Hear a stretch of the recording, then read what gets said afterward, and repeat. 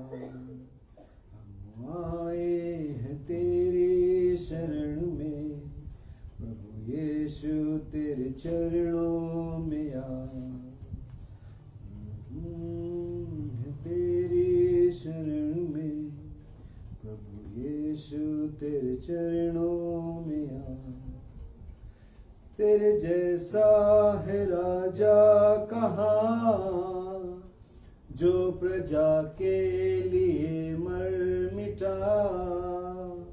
तेरे जैसा है राजा कहाँ, जो प्रजा के लिए मर मिटा। पापों को लिया क्रूस पर, नया जीवन हमें अब मिला, नया जीवन हमें अब मिला। हम आए हैं तेरी शरण में, प्रभु यीशु तेरे चरणों में हम आए हैं तेरी शरण में, प्रभु यीशु तेरे चरणों में तेरी भक्ति के हम गीत गाए हरदम, तेरी राहों पे निकले कदम। तेरी भक्ति के हम गीत गाए हरदम, तेरी राहों पे निकले कदम। हम आए हैं तेरी शरण में, प्रभु यीशु तेरे चरणों में हम आए हैं तेरी शरण में, प्रभु यीशु तेरे चरणों में कोई भी काम हम करें, तुझे ऊंचा उठाते रहें। कोई भी काम हम करें, तुझे ऊंचा उठाते रहे, तुझे ऊंचा उठाते रहे। हम आए हैं तेरी शरण में, प्रभु यीशु तेरे चरणों में हम आए हैं तेरी शरण में, प्रभु यीशु तेरे चरणों में हालेलुया। जैसा उसने कहा कोई भी हम काम करें उसे ऊंचा उठाते रहें और उसके नाम में करें। इससे पहले कि हम सभा को शुरू करें, हम उस प्रभु यीशु के नाम को लेंगे जो सारे नामों में ऊंचा और सामर्थ से भरा हुआ, प्रेम से भरा हुआ नाम है। उसी नाम में शैतान हारता है, उसी नाम में बीमार चंगे होते हैं, उसी नाम में हमें अनंत जीवन मिला है और उसी प्रभु यीशु मसीह के सामर्थी और पावन नाम में हमें हमारे पापों की क्षमा मिली है। आइए हम उस प्रभु यीशु के नाम को लें जो सारे नामों में आला नाम है, जो सारे नामों में मीठा और ऊंचा और सामर्थी नाम है। वही नाम आज शाम को आपको चंगाई और छुटकारा और आशीष या जो भी आपकी रिक्वायरमेंट है आपको देने के लिए सामर्थ्य है। उस नाम यीशु मसीह में विश्वास करें और अपनी तमाम हालातों से, अपनी तमाम बीमारियों से, परीक्षाओं से, परेशानियों से आज़ादी पाएं और यीशु मसीह में आशीष पाएं। स्वर्गीय पिता, हम अपने उद्धारकर्ता प्रभु यीशु मसीह के नाम में आपके चरणों में आते प्रभु, अपने स्वरों को झुकाते हुए और ये विश्वास करते हुए कि वो नाम जो हम पर जाहिर हुआ वो सारे जगत में सबसे ऊंचा और सामर्थी नाम था पिता। वो एक ऐसा नाम था पिता जहाँ पर मृत्यु ने अपना रास्ता दे दिया पिता, जहाँ पर 4 दिन के मरे हुए लाजर को जीवन मिल गया पिता, जहाँ पर अंधों को आंखें और मुर्दों को जीवन मिला पिता, जहाँ पर लंगड़े चलने लगे पिता, जहाँ पर पापियों ने और तमाम उन लोगों ने खुदावन जिन पर कोई आशा नहीं थी पिता, उन लोगों ने अनंत जीवन और पापों का छुटकारा पाया पिता। हम धन्यवाद देते उस प्रभु यीशु मसीह के नाम के लिए पिता जो आज शाम हमारे ऊपर प्रकट हुआ, और हम धन्यवाद देते कि वो नाम न सिर्फ हम पर प्रकट हुआ पिता, लेकिन आपने अनुग्रह और सामर्थ्य और वरदान दिया पिता कि हम उस नाम प्रभु यीशु मसीह में विश्वास करें, क्योंकि आपने कहा जो कुछ तुम मेरे नाम से पिता से मांगोगे तुम्हारे लिए किया जाएगा। शाम मांगता हूँ हमारे प्रभु यीशु मसीह के नाम में, मुझे, मेरे पत्नी, मेरे बच्चों को, मेरे प्रत्येक भाई और बहन को, कलीसिया को, प्रत्येक जिसे देख और सुन रहा है पिता, आप उन्हें आशीषित करें, उन्हें चंगाई दे पिता, उन्हें छुटकारा दे पिता। प्रभु होने पाए कि प्रभु यीशु मसीह के नाम में पिता हर एक भाई हर एक बहन अपने स्थानों पर पवित्र आत्मा से भर जाए, बीमारी से छूट जाए पिता, और उसके जीवन में तेरी शांति और तेरी आशीष हो पिता। मैं प्रार्थना करता हूँ सेहत के लिए पिता, जो भी वायरल फीवर है पिता, आप उसे प्रभु यीशु मसीह के नाम में चंगाई प्रदान करे पिता। परमेश्वर प्रार्थना करता हूँ मैं भाई बीरन के लिए पिता, धन्यवाद है खुदा कि तूने हर एक बात को हाथों में लिया पिता अपने, और उस ऑपरेशन को सफलतापूर्वक होने दिया। मैं चाहता हूँ कि आप उन्हें और भी शक्ति और सामर्थ्य खुदा, ताकि वो उठ के खड़े हो, आपके नाम की गवाही दें और अपने बचे हुए कार्यों को इस पृथ्वी पर कर सके पिता। मैं सारी बातों को, इस सभा को, आज की वचन के प्रचार को, अपनी तमाम बातों को तेरे हाथों में देता हूँ प्रभु।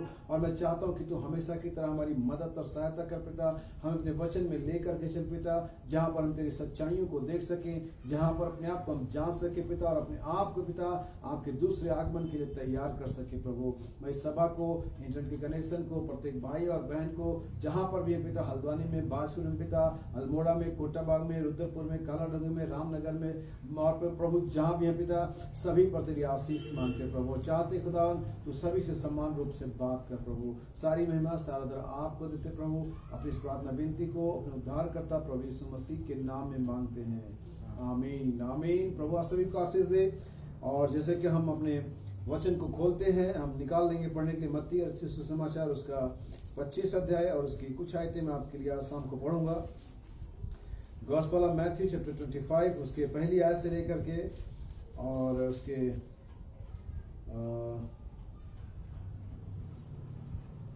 10वीं आयत तक मैं पढ़ूंगा। मत्ती रचित सुसमाचार उसका 25 अध्याय और उसकी पहली 10 आयतें मैं आपके लिए पढ़ता हूँ। यहाँ पर 10 कुंवारियों का दृष्टांत है, आप सभी बखूबी उसे जानते हैं। तब स्वर्ग का राज उन 10 कुंवारियों के समान होगा जो अपनी मसालें लेकर दूल्हे से भेंट करने को निकली। उनमें 5 मूर्ख और 5 समझदार थी।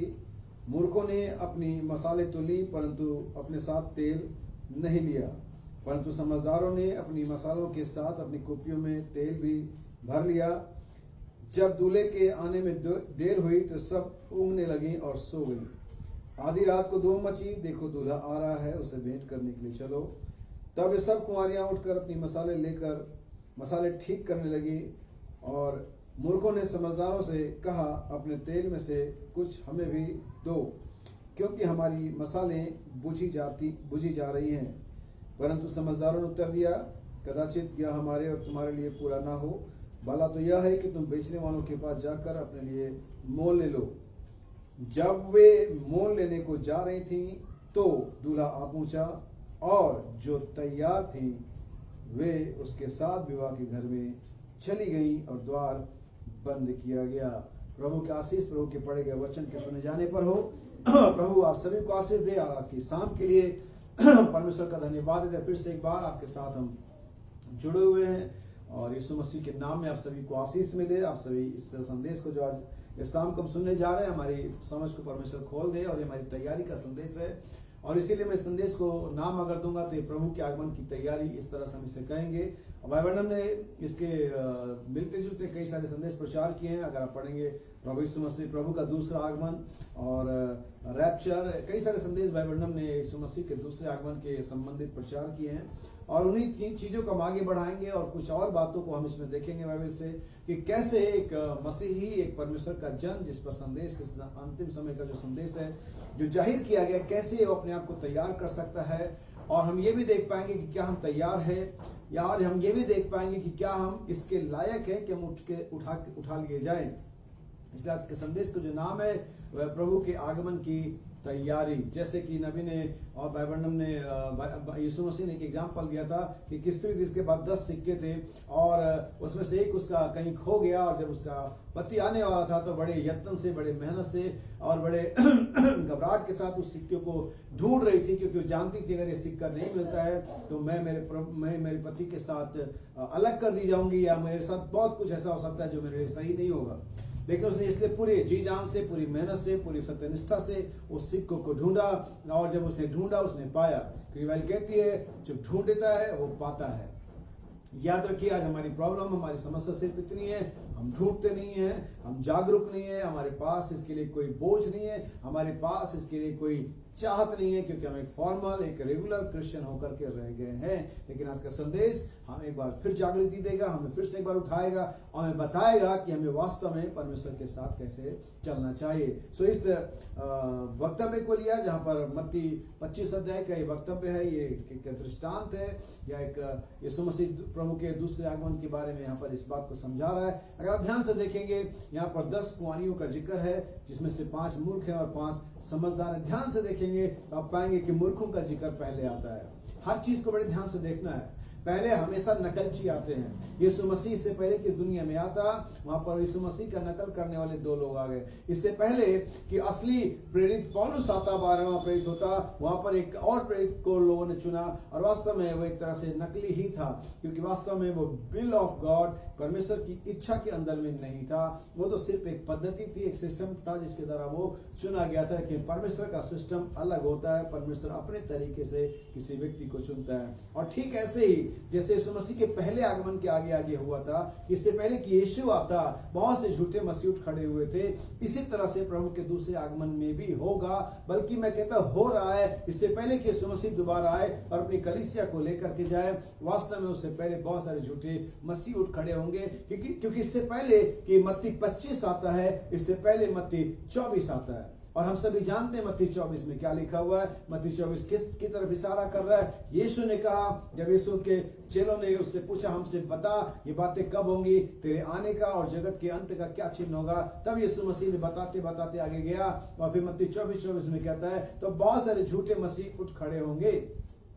इससे पहले की सच्चाई बहुत सारे झूठे आएंगे। पहली कमिंग में, पहले आगमन में यह हुआ था, दूसरे आगमन में यह होगा।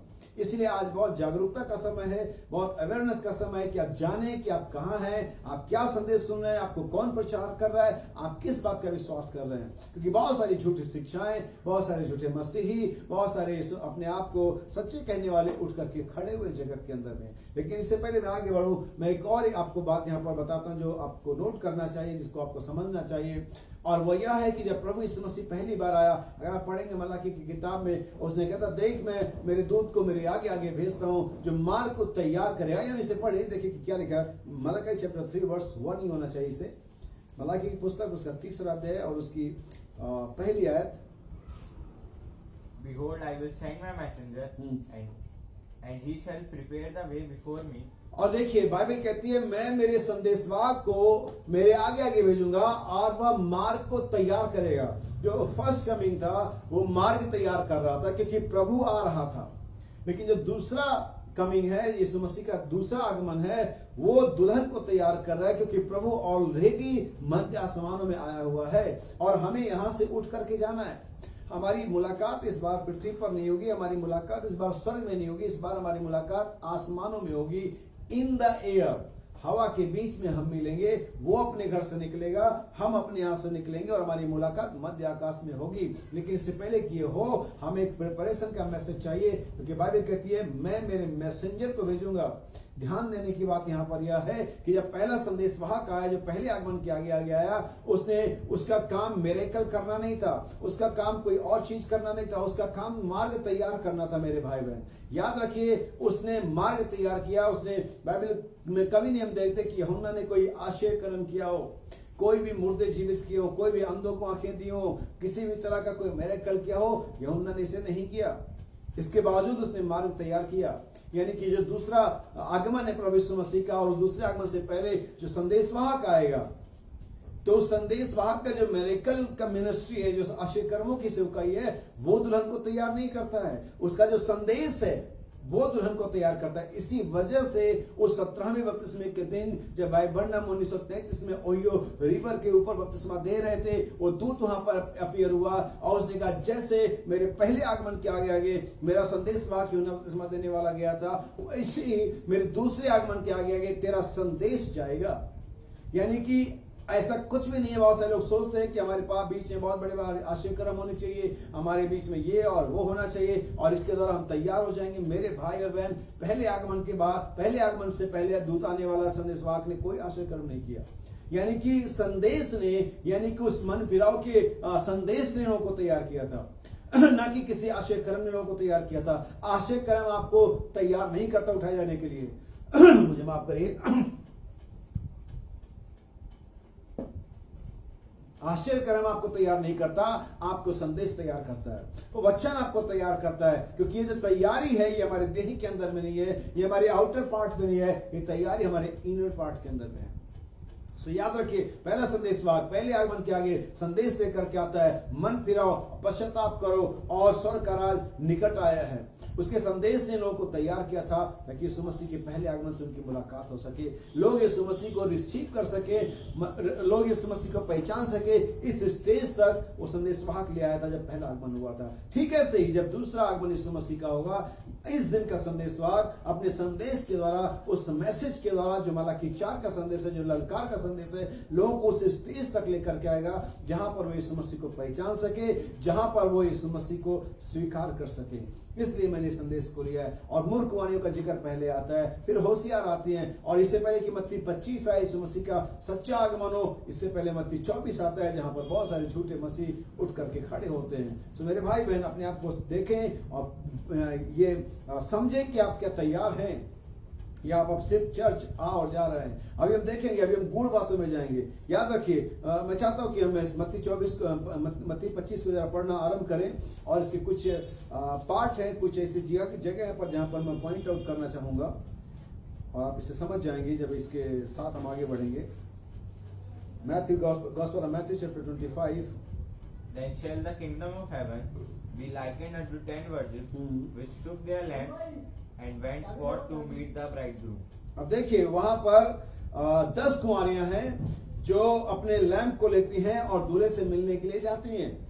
अब यहाँ पर 10 की 10 सिंसियर हैं, 10 की 10 जागरूक हैं, 10 की 10 जो है वो जानती है रैप्चर की मैसेज के बारे में, और वे तैयार भी हैं, अपने आप को उस जगह तक लेकर आई हैं जहां पर वो दूल्हे से मिल सके। लेकिन आगे कुछ होता है, And 5 of them were wise and 5 were foolish. और वहां पर बाइबल साफ साफ कहती है कि वहां पर 5 मूर्ख थी और 5 होशियार थी। बाइबल किस तरह से ये प्रमाणित करती है, बाइबल में क्यों उनकी मूर्खता क्या थी। वास्तव में आज अगर हम उस दिन की या उन कुंवारियों की मूर्खता पहचान पाए तो हमें हमारी समझदारी और मूर्खता समझ में आ जाएगी। तो ध्यान दीजिए, बाइबल कहती 5 मूर्ख थी और 5 होशियार थी। मूर्खता और होशियारी में फर्क देखिएगा।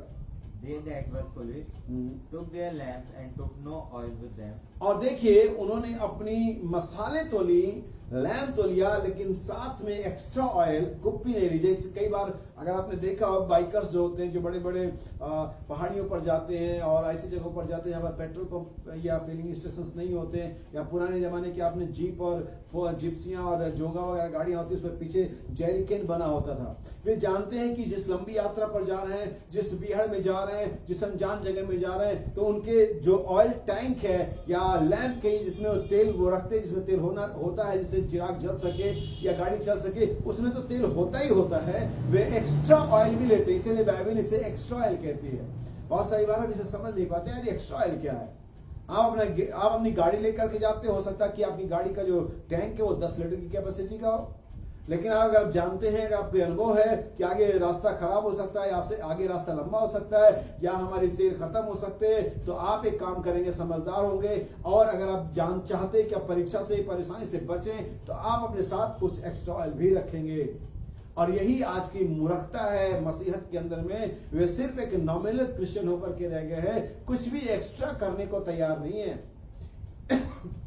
यहीं पर भेड़ और बकरियों का फर्क मुझे नजर आता है, जहां पर मैं आपको साफ साफ समझा देना चाहता हूं। अगर आप अभी तक समझ नहीं पाए तो आज समझिए इसे। यीशु मसीह ने भेड़ों से भी यही कहा था कि तुमने मुझे नंगा देखा, मुझे भूखा देखा, मुझे बंदी गृह में देखा, और मुझे कपड़े पहनाए, मुझे मिलने आया, मुझे भोजन किया कराया। और उन्होंने भी कहा, हमने कब तुझे भूखा, नंगा और बंदी गृह में देखा। और यही बात उसने बकरियों से भी कही कि तुमने मुझे भूखा देखा, खाना नहीं खिलाया, बंदी गृह में मिलने नहीं आए, मैं नंगा था, कपड़े नहीं पहनाए, और वगैरह वगैरह। उन्होंने भी कहा, हमने कब तुझे देखा। यानी वे बकरियां, अगर उनसे कहा जाता कि आप यीशु मसीह को यहाँ पर आप ये काम करिए, तो बकरियां जरूर करती। अगर बकरियों से कहा जाता कि भाई थोड़ा इस भाई की मदद करिए, थोड़ा इस बहन की मदद करिए, तो बकरियां जरूर करती, लेकिन उसे कहा नहीं गया, इसलिए उन्होंने नहीं किया। क्यों? वो कह सकता है हमसे कहा नहीं किसी ने कि मैं उस भाई को पहुंचा के आऊं, मैं उस भाई के लिए थोड़ी मदद करूं, मुझे कहा नहीं। अगर भाई मुझसे कहते मैं जरूर करता। इस कंडीशन में आप सिर्फ एक बकरी है। भेड़ों से भी नहीं कहा गया, उन्होंने किया। भेड़ों से भी नहीं कहा गया कि यीशु मसीह बंदीगृह में मिल के आओ, यीशु मसीह भूखा उसे खाना खिलाओ। भेड़ों से भी नहीं कहा गया कि यीशु मसीह के को चुमा दो या यीशु मसीह के लिए करो। भेड़ों से भी नहीं कहा गया, लेकिन उन्होंने किया। और बिना कहे जब उन्होंने किया, ये उन्हें भेड़ बना गया। बकरियां ही कह सकती थी मुझसे कहते तो मैं करता। अगर आप इस तरह के टेंडेंसी में, इस तरह की मानसिकता में, इस तरह के क्रिश्चियन हैं, आप अभी भी बकरी हैं। लेकिन मैं आपको एक पते की बात बताता हूं, बकरी और भेड़ नहीं होना हमें। आपके भाई लोग भेड़ भी नहीं होना। हम वो भेड़ नहीं है जिसने यीशु मसीह को नंगा देखा, कपड़े पहना है, जिसने यीशु मसीह को बंदीगृह में देखा। हम वो भेड़ नहीं, हम वो यीशु मसीह है जिसके लिए भेड़ ने किया है। वो दुल्हन, क्योंकि यीशु का तुमने जो इन छोटों में से छोटों के साथ किया, वो मेरे साथ किया। हम वो भेड़ और बकरी नहीं है। लेकिन अगर अभी भी आप कहने पर कहते हो तो आप सिर्फ बकरी है। दुल्हन होना तो बहुत दूर है आपको।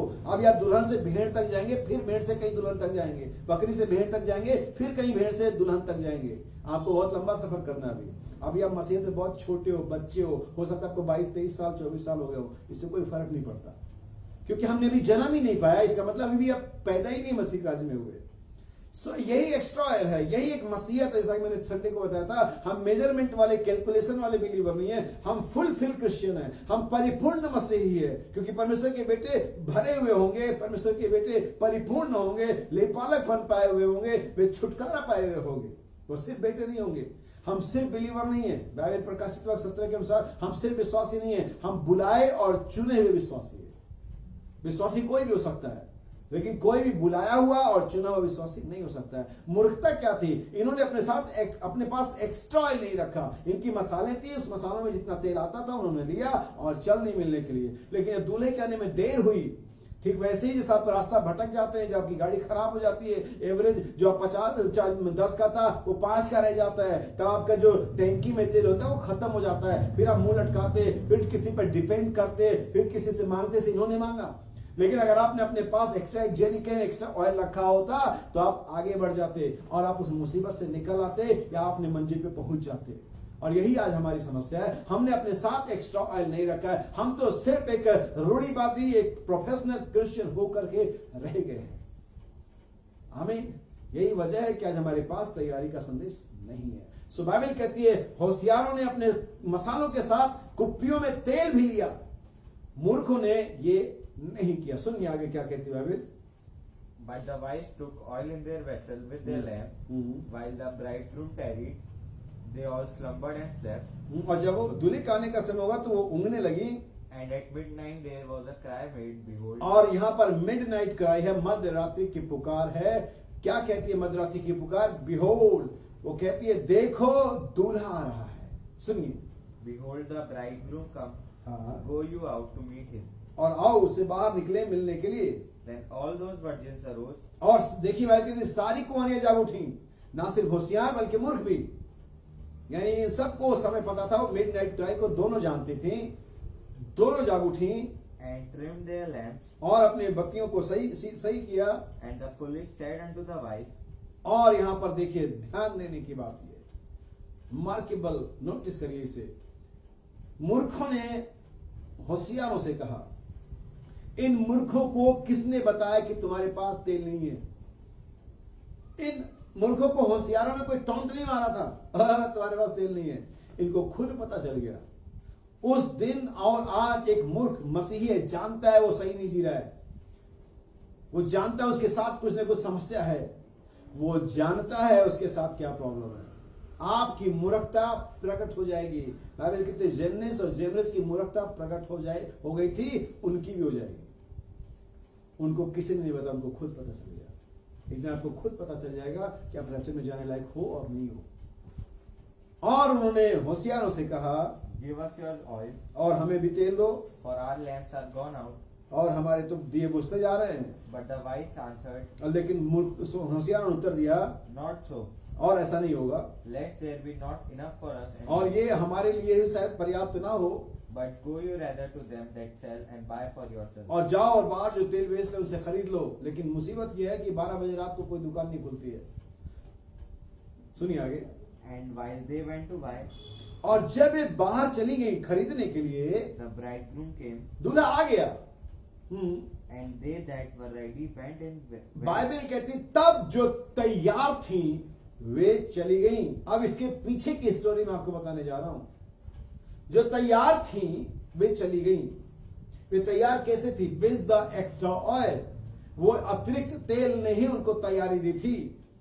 वो जो मेजरमेंट वाला क्रिश्चियनिटी था, वो जो नाप तोल वाला मसीहत था, बाइबल ये कहती है मैं ये करता हूं, बाइबल ये कहती है मैं करता हूं, भाई ने कहा होता तो मैंने किया होता, ऐसा होता तो मैं करता। मेजरमेंट वाले पीछे रह गए और जो तैयार थी वे चली गई।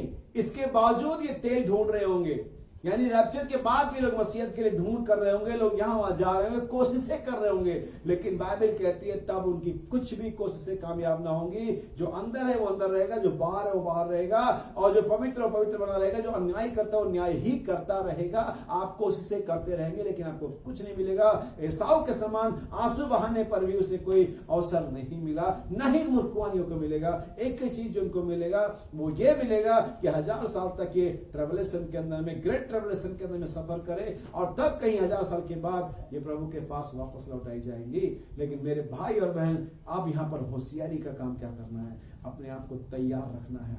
अपने आप को तैयार करना नहीं, अपने आप को तैयार रखना है। Not get ready but stay ready. हमें तैयार होना नहीं है, हमें तैयार रहना है। बाइबल ये नहीं कहती जो तैयारी कर रही थी वे चली गई। बाइबल यहां कहती है जो तैयार थी वे चली गई। आपको अभी सील होना है, अभी आपको मुहर लगना पवित्र आत्मा का। बाइबल कहती है छुटकारे के दिन तक लिए पवित्र आत्मा की छाप कर दी गई है। आपको एक छाप लेना है। आप दो ही सील के अंदर रहते, दो ही मार्क के अंदर रहते, या तो मार्क ऑफ द बीस्ट के अंदर में रहते हैं, या तो of the seal of God के अंदर रहते हैं। आप किसी तीसरे में नहीं रहते हैं। आइए मैं आपको तैयारी की थोड़ी सी रूपरेखा बताऊं, और मैं पढ़ूंगा 1 जॉन चैप्टर 3 वर्स 3, और इसके पहला यूहन्ना की पत्री, पहला यूहन्ना 3 अध्याय और उसकी 3 आयत है। यहाँ पर बड़ी ध्यान देने की बात है, क्योंकि मैं तैयारी की रिगार्डिंग बात कर रहा हूँ, प्रभु के दूसरे आगमन की तैयारी। और हम सभी का, इससे पहले मैं इसे पढ़ूं, मैं आपको बताना चाहता हूँ मेरे भाई बहन, इजराइल जब मिस्र से बाहर निकला तो उनका मकसद या परमेश्वर के जो प्लान था, उस प्लान के अंदर में मुख्य बात उनका जंगल में मन्ना खाना, या बटेर खाना, या चट्टान से पानी पीना, या बादल के खंभा या आग के खंभे के बीच में नहीं था चलना, या समुद्र को 2 भाग करना। ये सब प्लान नहीं था, ये सब यात्रा का एक हिस्सा था। लेकिन असली मकसद क्या था? असली मकसद था कनान में पहुंचना, ना सिर्फ मिस्र से निकलना बल्कि कनान में पहुंचना। लेकिन ये 40 साल तक इजराइल इन्हीं कामों में लिप्त रहा, इन्हीं चीजों में चलता रहा, इन्हीं में घूमता रहा, मन्ने में या बटेरों में या जंगल में और चट्टान से पानी में और सांप के काटने से और मरने से, इन्हीं 40 सालों में इन्हीं चीजों में लिपटा रहा। लेकिन असली बात क्या थी? कनान में पहुंचना। आज हम जो मिस्र से संस्थाओं से निकले हैं, हमें जो संदेश नहीं वहां मौत से, सिद्धांतों से, संसार से, सिद्धांतों से, संस्थाओं से निकाला है, हमें रैप्चर में ले जाने के लिए निकाला है, ना कि सिर्फ इन्हीं में घूमते रहने के लिए निकाला है। हमें मार्क ऑफ द बीस्ट से अलग होकर के परमेश्वर की छाप के नीचे आने के लिए बुलाया गया है। लेकिन संभवतः 99% लोग घूम रहे हैं इसमें, इन्हीं बातों में घूम रहे हैं। तो वे कहीं पहुंचे नहीं, हमें कहीं पहुंचना था, हमें सिर्फ होना था, हमें पूरा जो पैकेज होता है ना, बंडल बन जाना था, ताकि हम स्वर्ग के लिए क्या हो जाए? प्रेषित हो जाएं। लेकिन अभी तक हम पर फाइनली छाप नहीं लगी कि परमेश्वर कहे yes it's a finished product, या इस पर काम पूरा हो गया, अब इसको जहां जाना है जाने दो, मेरा सील इस पर लग गया है, इसे कोई शैतान कभी खोल नहीं पाएगा, ये स्वर्ग के लिए निबंधित हो गया, ये स्वर्ग में जाकर के ही खुलेगा। क्या ये सील, क्या ये मार्क ऑफ द गॉड या सील ऑफ द गॉड आपके ऊपर में लगा हुआ है? अगर नहीं तो मैं आज शाम को कहना चाहता हूं, तैयार हो जाइए और इस सील को लीजिए, तभी आप जा सकेंगे। सुबह यहां पर सुनिए क्या कहती है यूहन्ना की पत्री 3 अध्याय 3 आयत। And every man that had this hope in him purify himself, even as he is pure. देखिए बाइबल कहती है हर एक मनुष्य जिसके पास यह आशा है, कौन सी आशा? यहां पर बाइबल 2 तरह की आशा की बात करती है। इवन बाइबल 2 तरह के विश्वास की भी बात करती है। एक विश्वास जो हमारा धन्य विश्वास, जीवित विश्वास है, और दूसरा विश्वास बाइबल कहती है, याकूब कहता है कि वो विश्वास इसमें कर्म नहीं है, वो मरा हुआ विश्वास है, डेड फेथ है। अब डेड फेथ और लिविंग फेथ, में अंतर है। इसीलिए बाइबल जीवित आशा और मरी हुई आशा के बारे में बात करती है। डेड फेथ और लिविंग फेथ में फर्क क्या है? जैसे एक मरा हुआ मनुष्य और जैसे एक जिंदा मनुष्य, इतना ही फर्क है। क्योंकि बाइबल विश्वास को और कामों वाले विश्वास को जीवित मनुष्य और मरे हुए मनुष्य के साथ पहचान देती है। जिसके काम जिसके काम भी हो रहा है, विश्वास भी और काम भी हो रहा है, वो तो जीवित है। लेकिन जिसके पास विश्वास है लेकिन काम नहीं है, वो कैसा है? मरा हुआ मनुष्य। अब मरे हुए मनुष्य में और जीवित मनुष्य में क्या फर्क होता है? मैं आपको बताता हूं। वो बहुत ज्यादा फर्क नहीं होता है। एक मरा हुआ मनुष्य को सोने दो और एक जीवित मनुष्य को सोने दो, दोनों को लिटा दो, दोनों के पास दो हाथ रहेंगे, दोनों के पास दो आंख रहेंगे, दोनों यानी कि जितने भी बॉडी के पार्ट्स हैं जो भी दिखता है वो भी बिल्कुल मनुष्य की जैसा ही दिखेगा जो मरा हुआ है, और दूसरा जो जीवित है वो भी मनुष्य की तरह है। लेकिन जो जीवित है वो अपनी उंगलियों को हिला सकता है, जो जीवित है वो उठ के खड़ा हो सकता है, जो जीवित है वो सांस ले सकता है, और जो मरा हुआ है वो कुछ नहीं कर सकता है। ऐसे ही बहुत सारे बिलीवर हैं, मरे हुए विश्वास के साथ, मरी हुई आशा के साथ, वे कुछ नहीं कर सकते। लगते भी विश्वासी है, क्योंकि मरा हुआ व्यक्ति भी अगर आप देखेंगे वो भी जैसे एक मनुष्य होता है वैसे दिखेगा, कर कुछ नहीं सकता। लेकिन एक जीवित व्यक्ति कुछ कर सकता है, बहुत कुछ कर सकता है उसके मुकाबले जो मरा हुआ है। सो बाइबल कहती है जिसकी यह आशा है, क्या आशा है? कि प्रभु आएगा। क्या आशा है? कि मैं उठाया जाऊंगा। पहली बात तो आपके पास आशा है और नहीं है, ये बात बाइबल कहती है। बाइबल कहती है आशा में मगन रहो। सो आज जितने भी लोग सुन रहे हैं मेरे संदेश को, जितने लोग इन बातों को सुन रहे हैं और जो प्रभु के आगमन की आशा रखते हैं, आप अपने आप को पूछ लेना, जांच लेना इसके बाद कि आप सच में आपके पास आशा है नहीं है। हर समय आप जो कुड़कुड़ाते रहते हैं, हर समय जो अपने जीवन को कर्ज करते रहते हैं, हर समय जो सोचते हैं ये क्या हो गया, वो क्या हो गया, ये आप बताता आपके पास कोई आशा नहीं है। आप सिर्फ बातें करते कि प्रभु आएगा। क्योंकि कहती है आशा में मगन रहो। अगर आपके पास इस मसीह के दूसरे आगमन की, आपके उठाए जाने की और जी उठने की आशा होती, ये आपको मगन रखती। बाइबल कहती तुम्हारा पिता अब्राहम मेरा दिन देखने की आशा में मगन था, ना कि उदास था, ना कि डिसअपॉइंटेड था, ना कि कंधे उसके झुके में थे, अरे क्या करे यही सब हो रहा है, कलीसिया में सब गड़बड़ हो रहा है। तुम्हारी आशा में मगनता कहां है? तुम तो आशा करते हो प्रभु यीशु मसीह आने वाला है, तुम तो आशा में मगन रहो। तुम तो कहो चाहे इधर हो जाए, चाहे दुनिया उधर हो जाए, चाहे तुम किसी की सेवा करो और चाहे तुम किसी की सेवा करो, जहां तक मेरे परिवार का सवाल है, हम खुदा की सेवा करेंगे। तुम्हारी आशा किधर है? तुम तो दूसरों के प्रॉब्लम से ज्यादा चिंतित दिखाई देते हो। मेरे भाई और बहन, जिसको यह आशा है वो अपने आप को पवित्र रखता है। क्या रखता है वो? अपने आप को, बाइबल कहती है, फिर से पढ़ते इसे, एग्जैक्ट वर्ड मैं चाहता हूं कि हम जाने। And every man that hath this hope in और यहां पर एक पर्टिकुलर होप के बारे में, this hope, not just hope, सिर्फ आशा नहीं, जिसको यह आशा है। आइए हम पहले ऐसे ही पढ़े ताकि हम पिक्चर को क्लियर कर सके। Behold, what manner of love the Father had bestowed upon us, देखो कि परमेश्वर ने किस तरह से हमसे प्रेम किया, that we should be called the sons of God. कि हम परमेश्वर के पुत्र कहलाते हैं। Therefore the world know us not, because it knew him not. हाँ, क्योंकि इस जगत ने हमें नहीं जाना है उसे, क्योंकि वो नहीं जानता। Beloved, now we are the sons of God. प्रियो, हम परमेश्वर के पुत्र हैं। हाँ, And it does not yet appear that we shall be, और ये अभी प्रकट नहीं हुआ कि हम क्या होंगे, but we know that पर एक बात जो हम जानते हैं, when he shall appear, जब वो प्रकट होगा we shall be like him. हम भी उसके समान होंगे, For we shall see him, और हम उसे वैसा ही देखेंगे we shall see him as he is. जैसा वो है। And every man that hath hope, और अब यहाँ कहता है, और हर उस मनुष्य के बाद जिसके पास ये आशा है, क्या आशा? कि हम उसे देखेंगे कैसा, जैसा वो है। अब हम उसे देखेंगे, वो आएगा, हम उठाए जाएंगे। जिसके पास यह आशा है, जिसके पास यह आशा नहीं है कि कल मेरे पास घर नहीं है और कल परसों मेरे पास घर हो जाएगा, आज मेरे पास यह नहीं है कल वो हो जाएगा, आज ये नहीं है कल वो, ये आशा नहीं, हमारी ये आशा नहीं है। हम इसके लिए मगन नहीं रहते हैं। पर जिसके पास यह आशा है कि वो प्रभु को देखेगा कैसा, जैसा वो है, उसके ओरिजिनल फॉर्म में जब वो प्रकट होगा। जिस मनुष्य के पास यह आशा है, कौन सी आशा? कि वो उसे देखेगा जब वो प्रकट होगा। सुनिए, hath his robe in him purify himself even as he is pure. तो वो अपने आप को वैसा ही शुद्ध करे, पवित्र करे जैसा वह पवित्र है। अब बहुत सारे लोग यहाँ पर जो संदेश सुन रहे हैं, सुनेंगे, क्या आपको ये आशा है कि प्रभु आएगा? क्या आपको आशा है कि आप प्रभु को देखेंगे? तो क्या अगर आप आशा रखते हैं तो क्या अपने आप को पवित्र करते हैं? हम आपकी आशा का पहचान चल जाएगा कि आपके पास आशा है और नहीं है। अगर तो आपके पास आशा है तो अपने आप को पवित्र करेंगे। अब आपका ये जीवन बताएगा कि आपके अंदर में आशा है। कौन सी आशा? जीवित आशा और मरी हुई आशा। अगर तो आपके अंदर में जीवित आशा है, आप उन्हें तो प्योर करें। किससे प्योर करेंगे? दुनिया के हर बात से। मैं चाहता हूं कि हम प्योरिटी के बारे में जानें कि इनको प्योर कैसे रखने। आपके अंदर में बाइबल के अंदर दो तरह की प्योरिटी है, दो तरह की साफ सफाई। एक वह जो परमेश्वर हमारी करता है। आज 99% लोग इस बात की कंफ्यूजन में हैं और वो हर काम चाहते कि प्रभु करेगा। नहीं सर, आप बाइबल को ध्यान से पढ़ लेना, सही से पढ़ लेना। दो तरह की सफाई या पवित्रता है। एक तो वह जो परमेश्वर हमारी करता है, वो एक तो वह जो यीशु का लहू करता है। क्योंकि वह कहती यीशु का लहू हमें सब पापों से शुद्ध करता है। वो सारे पाप जिस दिन तक आपने पश्चाताप किया, उस दिन से पहले जो कुछ भी किया, और यीशु का लहू उन सारे पापों से आपको शुद्ध करता है। लेकिन ठीक उस दिन के बाद आपकी जिम्मेदारी बनती कि आप अपने आप को शुद्ध रखे।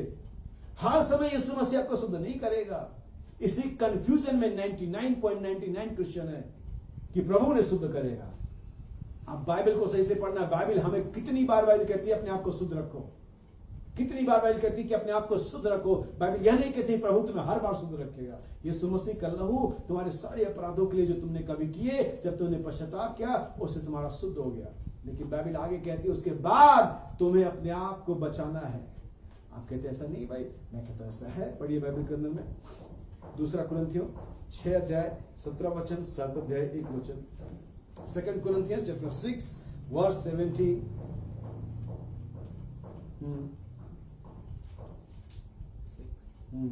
17. 2 Corinthians chapter 6 verse 17. Wherefore come out from among them. और इसलिए उनमें से निकल आओ। And be you separate. और अपने आप को अलग रखो। Said the Lord.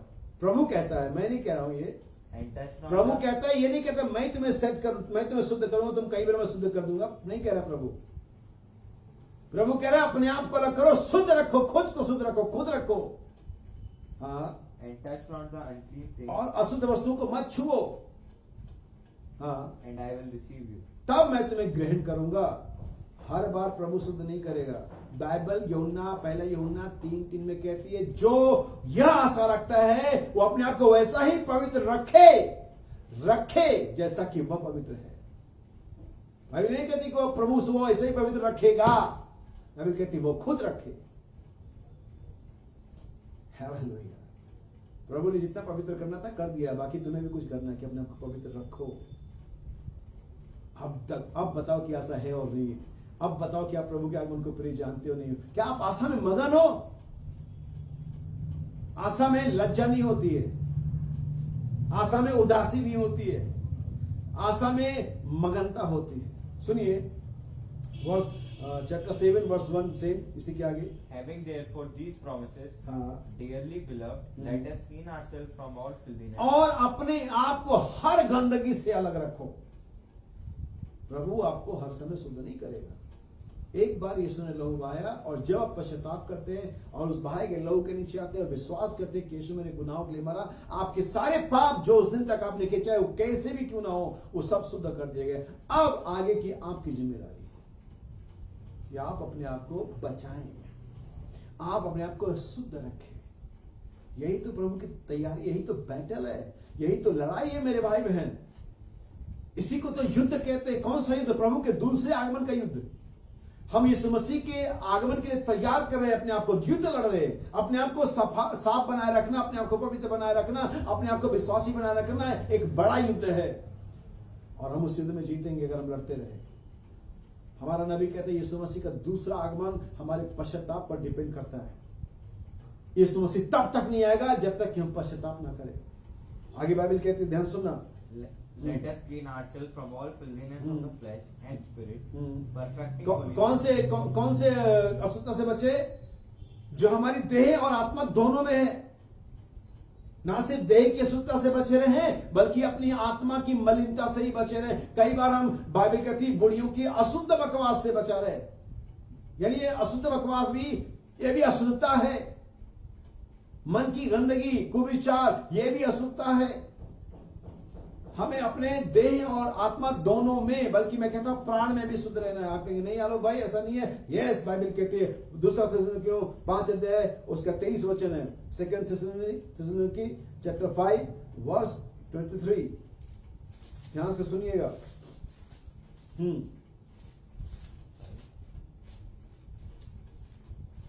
5:23 second Thessalonians, second Thessalonians first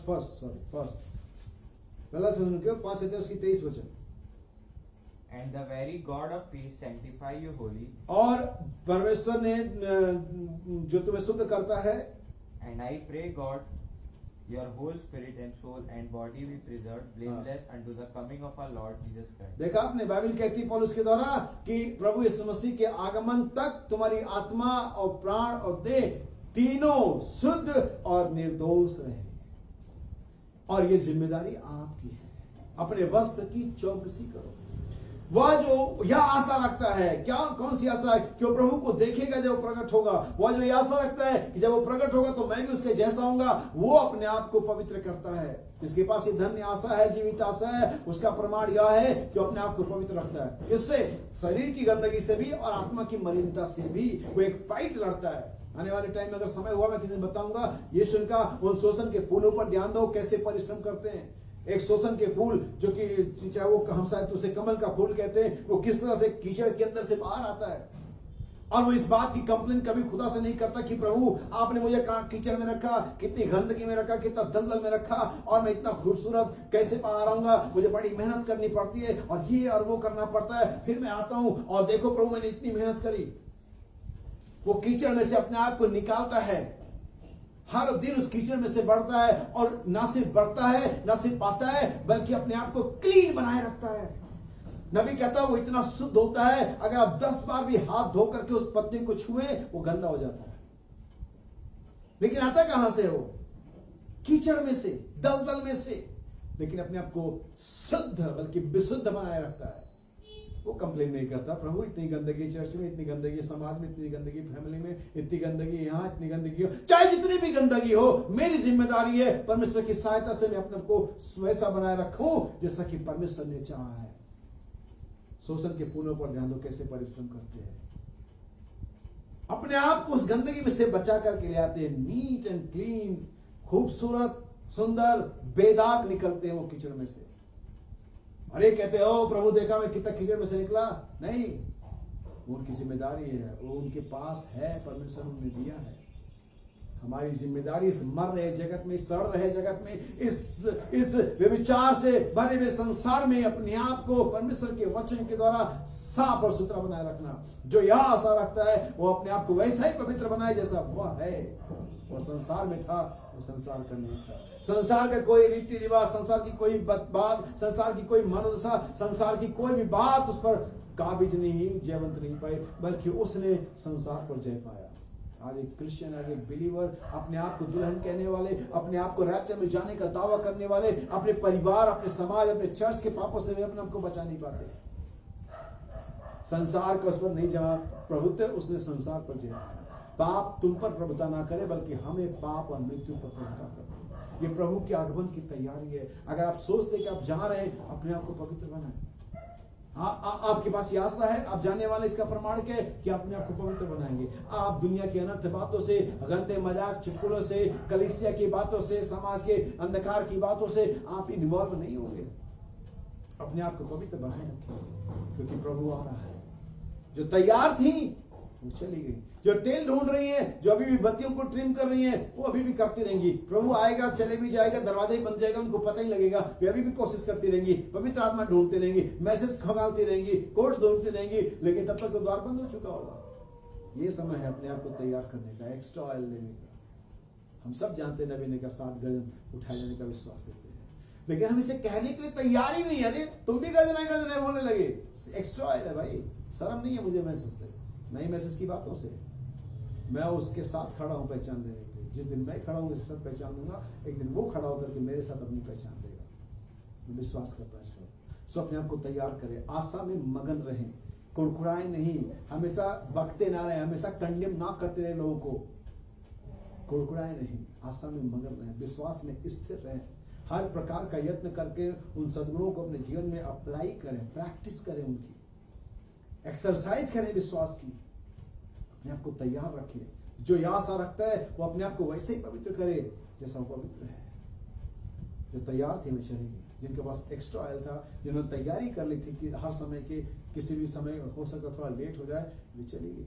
लेकिन जो निर्भर करती थी वो जब देखेंगे तब हो जाएगा, देखेंगे, वे ढूंढते रहे थे और प्रभु आया और द्वार बंद हो गया। मेरे भाई और बहन, ये समय लेजीनेस का, लापरवाही का नहीं है। होगा कल देखेंगे, अब ये नहीं, अभी मुहर लगा लें, कल बहुत देर हो जाएगी। अभी आप सील हो जाएं, अभी आप एक संपूर्ण बंडल पैकेज बन जाए जो स्वर्ग में जाकर के खुले। जब एक बार परमेश्वर आपके फाइनल प्रोडक्ट का मुहर लगा देता है, फिर शैतान आपको नहीं ले सकता। बहुत से लोग कहते हैं शैतान ने मुझसे ये करवा दिया, शैतान ने वो करवा दिया। अरे शैतान ने करवा दिया, आपसे शैतान इसलिए करवा पाता है क्योंकि आप मुहर से बाहर है। शैतान उनको पकड़ सकता है जो मुहर से बाहर है। अगर आप मुहर के अंदर में होते, शैतान को पकड़ ही नहीं सकता। अगर आप कहते शैतान ने करवा दिया, तो मैं आपसे कहता हूं मुहर से बाहर है, अंदर आ जाइए, बाड़े में आ जाइए, वचन के बाड़े के अंदर आ जाइए। शैतान आपको छू भी नहीं पाएगा। कोशिशें करेगा, प्लान देगा, बातचीत करेगा, छू नहीं पाएगा। ठीक हवा की तरह, जैसे जब तक कि बाड़े के अंदर थी, शैतान प्लान कर सकता था, बातचीत कर सकता था, प्रलोभन दे सकता था, लेकिन गिरा नहीं सकता था। आप जानते एक भेड़ के अंदर में और एक दूसरे जानवर के, सूअर के अंदर में दूसरे जानवर में एक अंतर होता है। जब दूसरा जानवर कीचड़ में गिर जाता है ना, वो तुरंत बाहर निकलता है, वो छटपटाता है, वो कोशिशें करता है, क्योंकि वो उस कीचड़ में रहने के लिए है ही नहीं। लेकिन अब सूअर एक कीचड़ में गिरता है, बल्कि मैं कह रहा हूं तो ढूंढता है, वो सूअर कीचड़ में गिरता है, वही आनंद बनाता है। वो कीचड़ में गिरना गलत नहीं है। गलती में, पाप में या किसी भी तरह की वचन कैसे परेशानी में पड़ गिर जाना गलत नहीं है। कई बार लोग गिरते हैं, मैं गिरता हूं, आप गिरते हैं, बहुत सारे नबी हो सकता है गलती में गिरे, लेकिन आप उस गलती में गिर के अगर एंजॉय कर रहे हैं, आप सुअर ही हैं। लेकिन अगर आप गिर गए हैं, कोई बात नहीं, कोई भी गिरता है, कोई भी जानवर गिरता है कीचड़ में, वो निकलने की कोशिश करता है। निकले वहां से, फड़फड़ाएं, कोशिश करें, बाहर निकले, पुकारें, मदद मांगे, निकले वहां से। लेकिन आप गिर गए, एंजॉय कर रहे, फिर तो आप सुअर है। सुअर कीचड़ में गिरने के बाद निकलने की कोशिश नहीं करता, वो तो एंजॉय करता है। एक मसीही पाप में गिरता है, लेकिन पाप में गिरने के बाद एंजॉय नहीं करता, वहां से निकलने की कोशिश करता है। पाप में गिरना गलत नहीं, लेकिन पाप में गिरे रहना, एंजॉय करना, उसी में पड़े रहना ही आपको सुअर बनाता है। इसीलिए आपको नए जन्म की जरूरत है। विचार और स्वभाव और सद्गुण और आपके एटीट्यूड को बदलने की जरूरत है। और ये सब कुछ नए जन्म से आता है। और नया जन्म सिर्फ एक प्रकाशन नहीं है, नया जन्म एक जन्म है, एक प्रोसेस है। वास्तव में कुछ होता है जब जन्म होता है। मेरे भाई और बहन, आपसे कहना चाहता हूं, अपने आप को तैयार करो। युद्ध है, इसे हम लड़ रहे हैं। अगर आप तैयार नहीं होगे, आप यहीं रह जाओगे। हो सकता है बेशक आप दुल्हन हो, लेकिन आपकी मूर्खता प्रकट हो जाएगी। मैं चाहता हूं कि आप प्रार्थना करें, मैं वीरन मसीह के लिए, शेत के लिए, मेरे लिए और उन कलीसिया में प्रत्येक उस भाई और बहन पे जिसको प्रार्थना की जरूरत है, आप जानते हैं, उनके लिए प्रार्थना करें। सर को हम झुकाएंगे और मैं प्रार्थना करूंगा, और आप अपने जगहों पर भी प्रार्थना कर सकते हैं। स्वर्गीय पिता, मैं अपने उद्धारकर्ता प्रभु यीशु मसीह के नाम में आपके पास आता हूँ और अपनी इस प्रार्थना विनती को आपके सम्मुख ले आता हूँ पिता।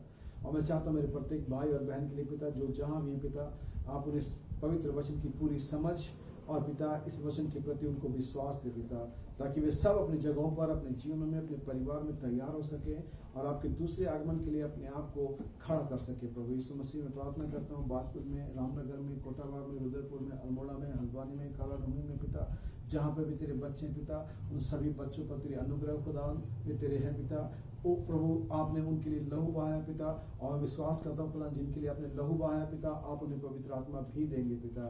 होने पर बस इस बात को समझे, उनके अंदर में विश्वास हो खुदावन कि वास्तव में जिसने उनके लिए लहू बहाया उन्हें पवित्र आत्मा क्यों ना देगा।